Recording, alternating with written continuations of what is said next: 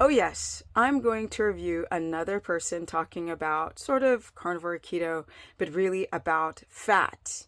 Is it good for you? Is it bad for you? Is it really do you well in terms of stabilizing your blood sugar? Or is protein better? I think we already know, but let's go into it.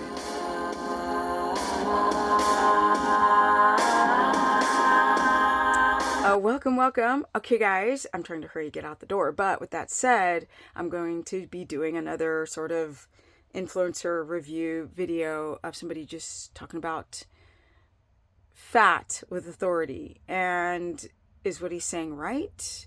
Or is this another person making up science? Well, it's interesting what he's about to say. So stay tuned. And later, I'm going to do, he's eating butter in this video, but later I'm going to go more into detail about butter or suet or leaf lard or tallow or fat trimmings or ghee, what fat would really probably serve people the most. Olive oil, avocado oil. Well, that's for another video, but let's go into it right now. Welcome everyone to my very humble channel. See that guy right there? He's talking about butter. I don't know who he is, but I thought I would give him a little review. So let me minimize this and we want to talk about it. Okay. Here we go. I mean, I think it's kind of fun when people send me videos and me just reviewing their understanding of carnivore, ketogenic diets, high fat, eating fat. Is there any truth to what this guy's saying, or is he full of shite? Well, let's go check it out. It's just a minute long. And here we go. Let's see what butter does to my blood sugar. This is exactly 2 ounces of grass-fed butter, and it contains 46 grams of fat. Okay, 2 ounces of butter. There are 4 tablespoons in 2 ounces. That's 4 soup spoons for those. That's about 65, around 65 grams in total weight for those who are living in Europe. Okay, let's get more into this. He's got 2 ounces, 46 grams of fat. I'm more generous. I would say that it's more closer to 55. I don't know where he's getting 46 grams, but let's keep going. I do know that butter is high in cholesterol, and there are conflicting viewpoints regarding ingesting too much. But of the three, Okay, so there are conflicting noise about eating a lot of cholesterol, but cholesterol is one of the most gnarly, crazy, important antioxidants in our body to help us survive and thrive. If you didn't have cholesterol, you wouldn't be breathing air. Yes, your liver recycles and makes most of the circulating cholesterol in your blood. We need it to fix cells, believe it or not.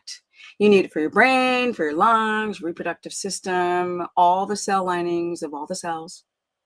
So there should be no conflict about it whatsoever. But with that said, let's keep going. 3 macronutrients, fats have the least effect on your glucose levels. So let's Okay, yes, they do, but no, they don't. And I'll tell you why. give it a try. All right, it's been a couple of hours since I've had the butter. Let's have a look at the glucose monitor to see what happened. And you can see. Okay, is he using a finger prick?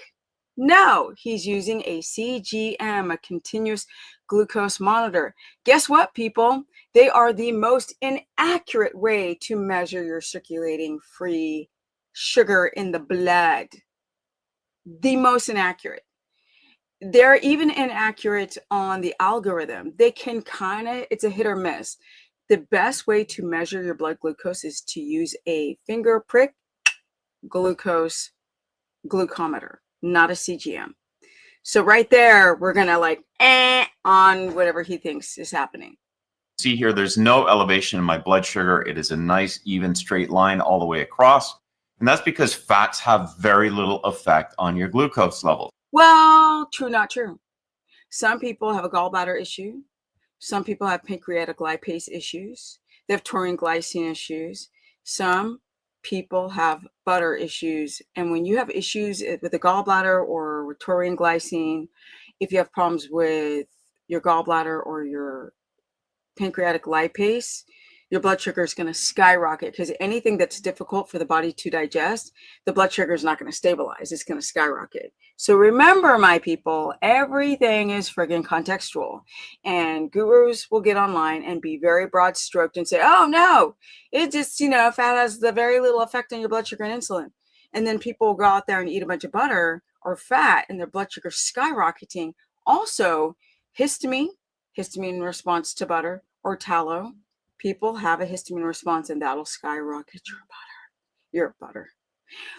In butter, you have whey and casein. These are proteins that people react to who've got a leaking gut.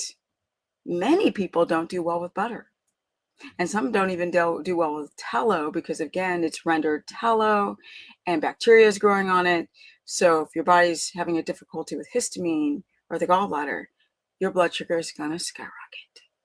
When considering the 3 macronutrients, carbohydrates have the greatest impact on your blood sugar, followed by proteins, which can have a low to medium impact, and fats are at. Okay, true, not true. So yes, carbohydrates have the most impact. What does that mean? Then we've got carbohydrates, and we have protein.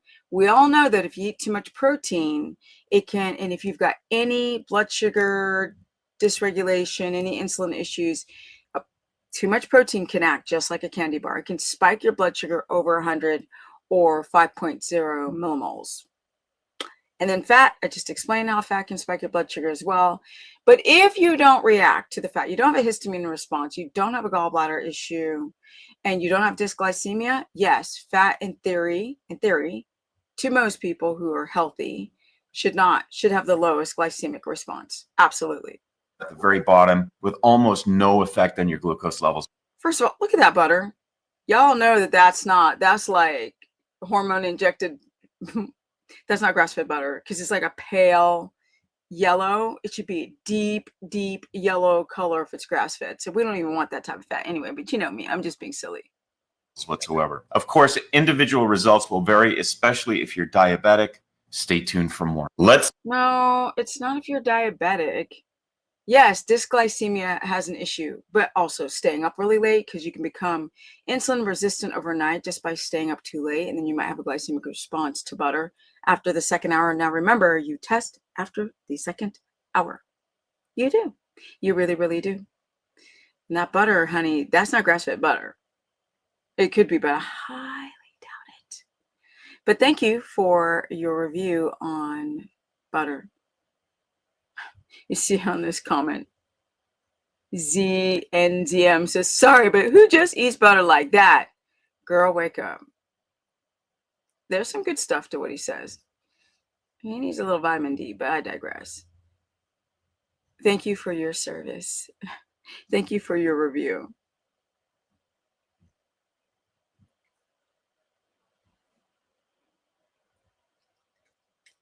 Bam!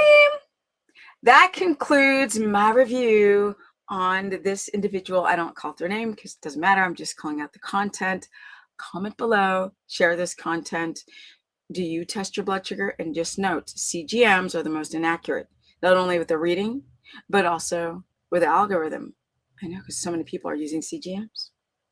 Get a blood finger prick the side of the finger, Precision Extra or Mojo. There's another one called Floor, but I'm out. Energy at 57, and I'm almost 58, my people. Energy. Comment below, share this content, and I'm out. Peace. My Instagram is Stephanie Ketogenic. Facebook fan page is Stephanie the Business Person. If you guys feel like you need help with a consultation, I've been doing this for a very long time, but now I cover all 3 diets, because some people can't handle the fat at all, but they're still trying to get well. I also do private consultations, so you can go to stephanieperson.com if you feel like you're struggling.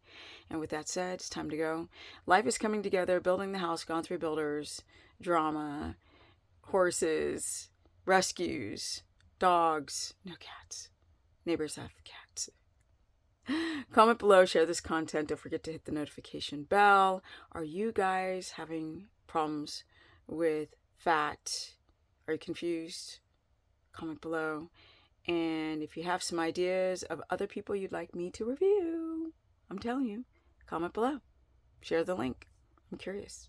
And I'm out. Energy at 57, just about 58, and soon 2 years, 60.